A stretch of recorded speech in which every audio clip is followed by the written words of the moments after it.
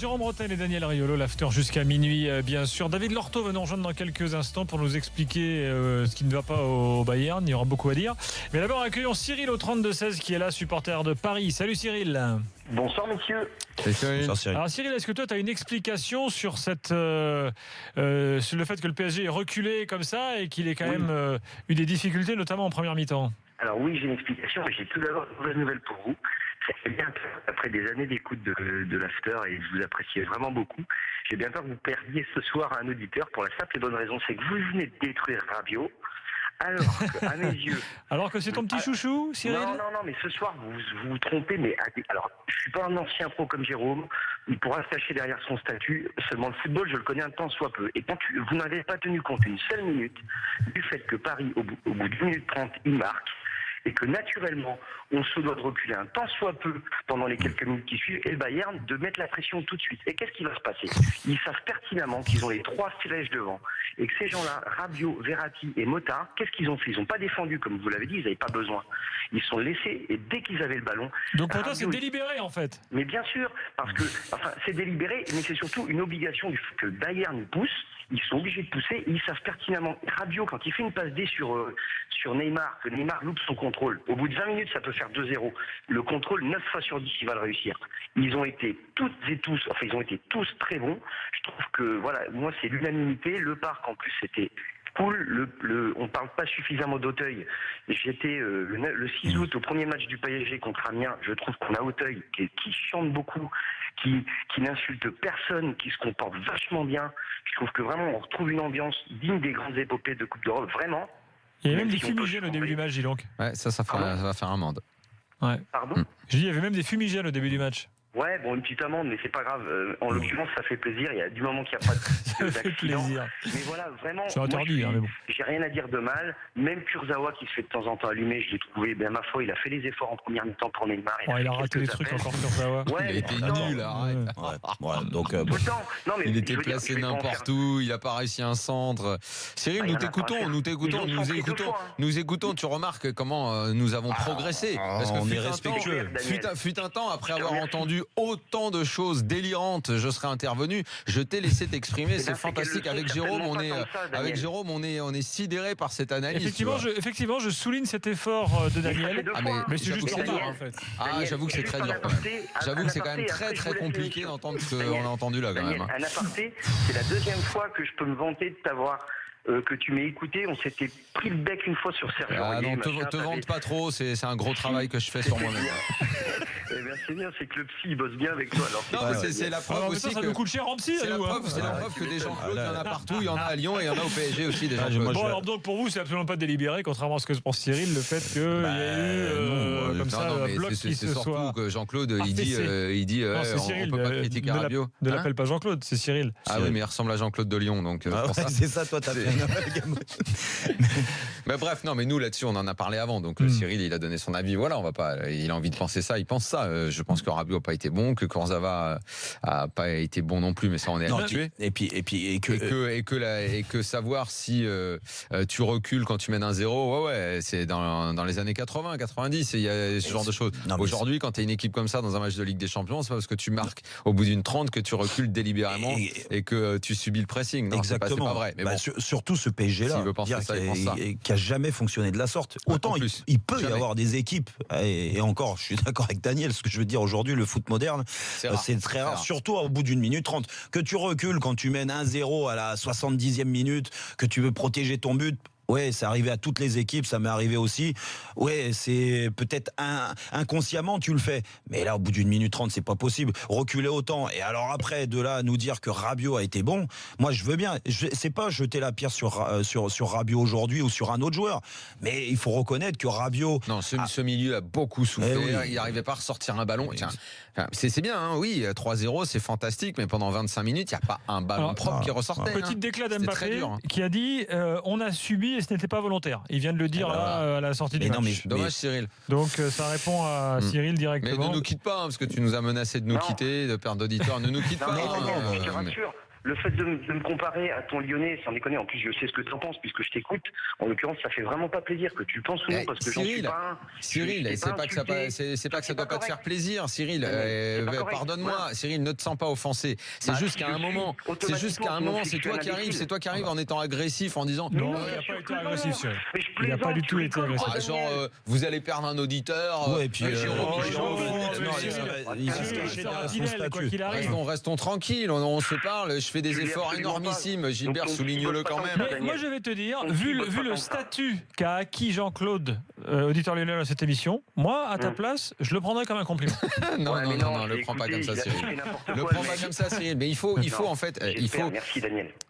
Non mais Cyril, le prend pas mal. Mais franchement, je comprends, quand on est supporter et qu'on sort d'un 3-0 comme ça, il est normal, et même nous, on est très enthousiaste, c'est très bien. Après la claque qu'on a mangée hier, le football français a une victoire, c'est bien. Après, il est normal que toi, en étant supporter, sur certains secteurs comme ça, tu peux être un peu aveuglé ou la passion te domine. Mais plus calmement, tu vois bien, Mbappé le dit, c'est impossible même si tu dis on laisse le ballon pour contrer, mais tu le fais à 30 mètres, à 40 mètres, tu laisses un peu le jeu. Là il défendait comme une petite équipe dans leur surface. Donc c'était pas volontaire, et c'est pour ça que je dis que le PSG a été très étonnant, mais étonnant parce que dans cette incohérence, ils s'en sont remarquablement bien sortis parce qu'ils ont un trio d'attaque qui est fantastique. Alors est-ce qu'il faut établir un parallèle, les gars ? Déjà, Daniel, Gilbert, ce que je veux dire, c'est que quand tu joues avec Thiago Motta, Rabiot et Verratti, comment tu peux t'imaginer que c'est délibéré et qu'on accepte de subir? C'est des joueurs de ballon. C'est des joueurs qui aiment avoir le ballon dans les pieds.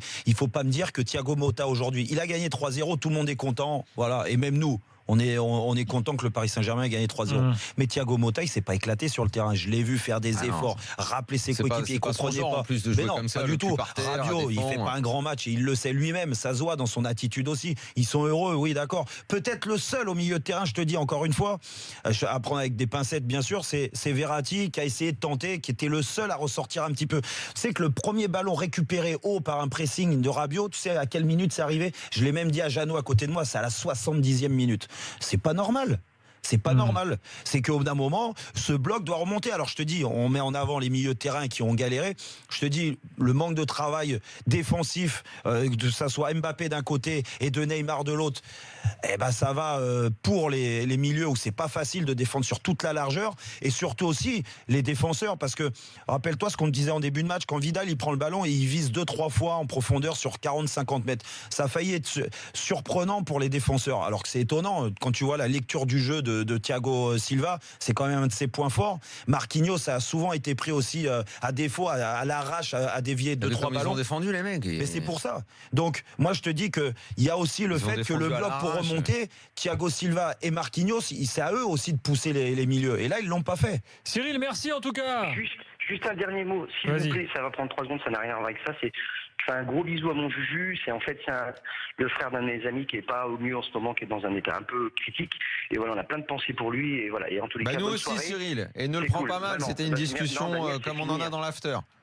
C'est cool. En tous les cas, je vous apprécie beaucoup. Et j'apprécie aussi Max et Quentin qui sont standards, parce qu'ils m'éclatent beaucoup et vous êtes une belle équipe collective. Merci, voilà. Tu vois, tu nous quittes pas. Salut alors. Cyril, à bientôt. On ne nous quitte pas, mon Dieu. Restez. Alors, il y a des gens qui font un parallèle, vous allez me dire ce que vous en pensez, disant, attention, c'était ce soir la première grosse équipe que le PSG a affrontée depuis Barcelone. Oui, oui. Donc le Bayern en l'occurrence. Non, il y avait eu Monaco en Coupe de la Ligue. Oui, c'est vrai, tu as raison. Monaco, c'est pas rien, c'est champion de France. Monaco, c'est pas, exactement. Et comme par hasard, il y a eu une baisse du bloc aussi, comme contre Barcelone, me dit-on sur le hashtag RMC Live. Alors après, c'est pas les mêmes joueurs. Thiago Motta n'était pas là, je le rappelle. C'est pas le même match non plus. Je suis pas sûr que ce soit comparable là. Que c'est la seule grande équipe depuis le printemps dernier, ça oui. Et que effectivement. Ce qu'on attend en fait, Mbappé a donné un élément quand même important pour la réflexion, mais ce qu'on attend, c'est effectivement de savoir qu'est-ce que va être le plan de jeu du PSG en Ligue des Champions contre un gros. En fait, c'est ça. Est-ce qu'ils sont capables d'alterner? Est-ce qu'ils peuvent prendre le jeu à leur compte? Comment? En contre, voilà, ça servira de référence. On sait que s'ils ressortent vite avec les 3 de devant, tu peux faire mal à tout le monde. Ça, ok. Mais pour ce qui est de l'équilibre global et du choix tactique ou des choix tactiques qui seront faits, On repassera, on attend de voir quoi. On attend de voir ce que ça va donner. Pour avoir plus de maîtrise, jouer plus haut et tout ça, il faudra que les joueurs de côté, dans tous les cas, fassent plus d'efforts dans le repli défensif. Ça, c'est une obligation. Sans arrêt. Ouais, à un moment, ils ont eu quoi ? Ils ont eu quasi 20 corners, Bayern. Ouais. Si c'est pas 20, c'est entre 17, 18, 19 par là. J'ai arrêté de compter un moment. Mais tu concèdes pas autant de corners. Daniel, les centres. Quand Alaba prenait le ballon, il n'y avait personne à 5-6 mètres de lui. Quand Kimmich prenait le ballon, c'est la même chose. Dès qu'il y avait des décalages, il se retrouvait en difficulté. Plus les erreurs de placement, parce qu'on n'en a pas parlé de Kurzawa, mais bon, là où je rejoins Daniel, quand Cyril il nous dit qu'il a fait, même Kurzawa fait un grand match, je sais pas. Il n'a pas dit ça, Cyril. Il a dit qu'il. En gros, oui, il a été bon. Tout le monde a été bon. Il a dit, mais je suis désolé. Non, mais qui rate des trucs, techniquement, on est habitué. Non, mais des passes faciles, mais même, attends, Gilbert, ce que je veux dire, dans l'analyse tactique, au bout d'un moment, quand tu sais que ça va plonger dans ton dos, ne sors pas, va pas plus haut. De toute façon, ton bloc il est bas. Donc reste, protège ton côté. Combien de fois Kimmich il lui a fait des passes sur l'extérieur et ça venait couper dans son dos, que ça soit Müller, que ça soit Tolisso en première mi-temps, que ça soit Thiago Alcantara aussi en première mi-temps.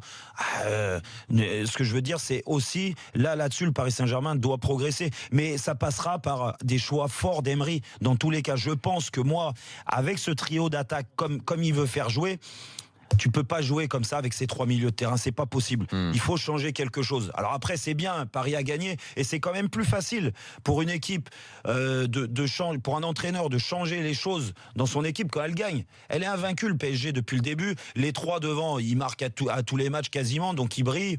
Donc c'est plus facile de leur dire on va changer, on va évoluer. Il y a quand même un truc mathématique là, après 2 matchs déjà, ils ont maintenant un boulevard pour finir premier de la poule, ce qui n'était pas le cas l'an dernier, et on se souvient de ce que ça a causé comme conséquence avec le retour à Barcelone. Donc voilà, là tu pars quand même super bien.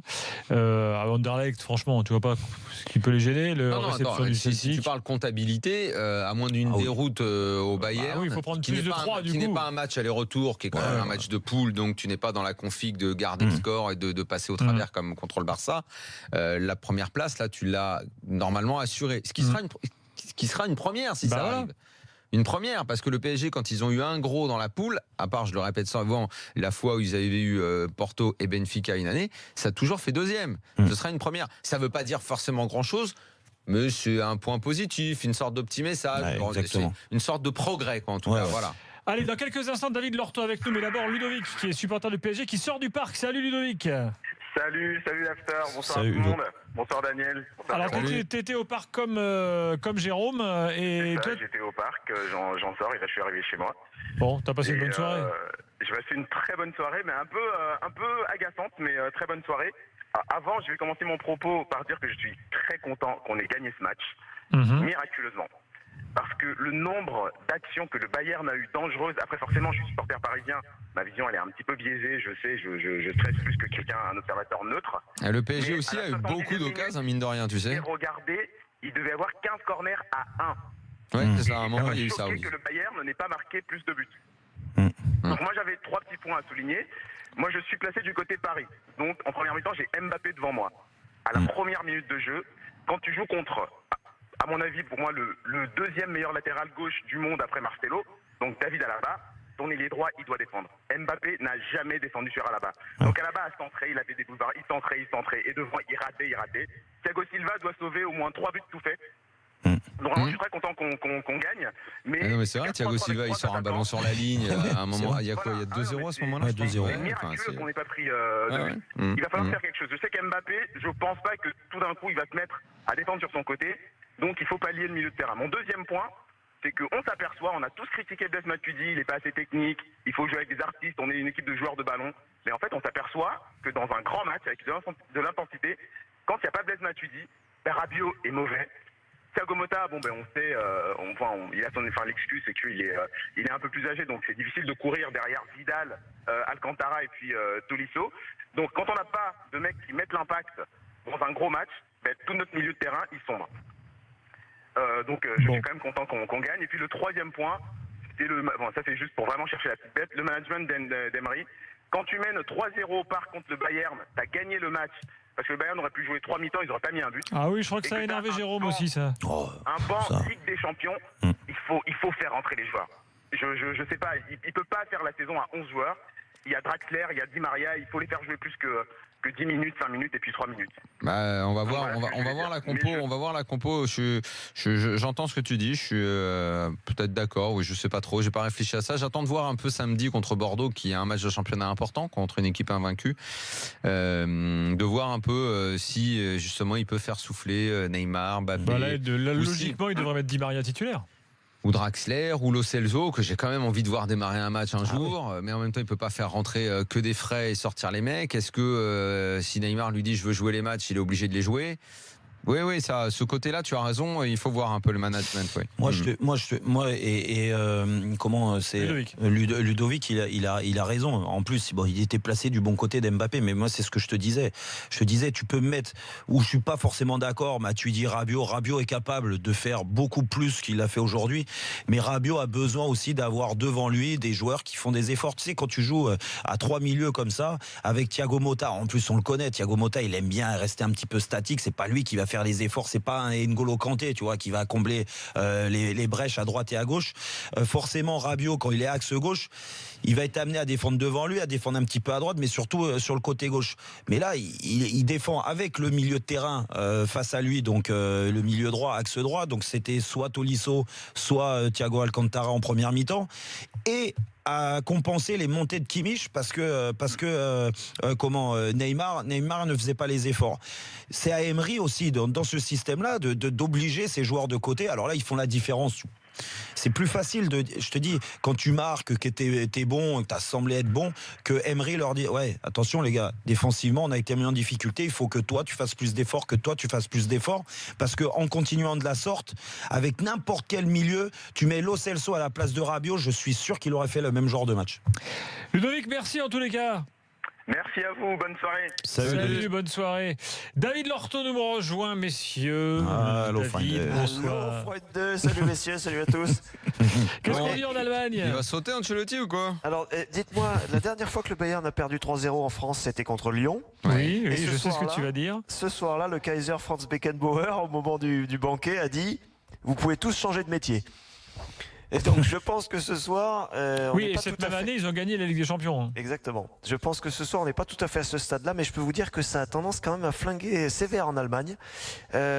Pas seulement Ancelotti, parce qu'il a sans doute des responsabilités sur la compo d'équipe, on peut en discuter après le match, c'est toujours facile, mais aussi sur ce Bayern qui a eu 18 corners à 1. Je vous écoutais là tout à l'heure, Daniel avait arrêté de les compter.